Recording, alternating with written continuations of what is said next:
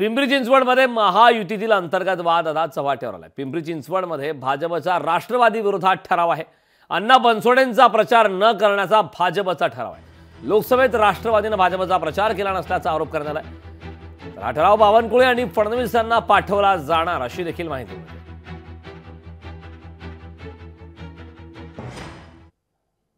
आजच्या बैठकीत असं ठरलेलं आहे की मागच्या वेळेस आपल्या अमर साबळेंनाच तिकीट दिलं गेलं होतं। काही मतांनी निसटता त्यांचा पराभव झाला। त्यानंतर आरपीआयला हा वॉर्ड सुटला।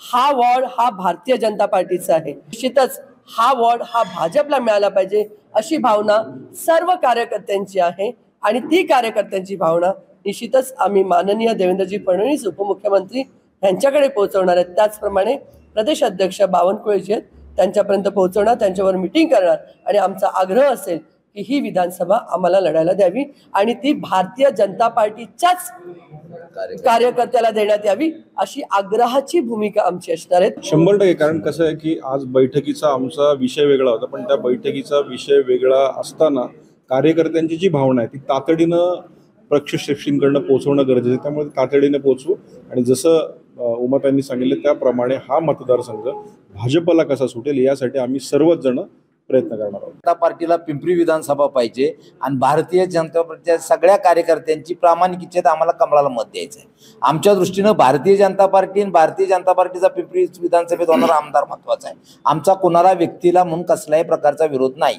भारतीय जनता पार्टी आणि कमळ एवढाच आमचा अट्टास आहे। लोकशाही मराठी ऐका, पहा, जागरूक रहा।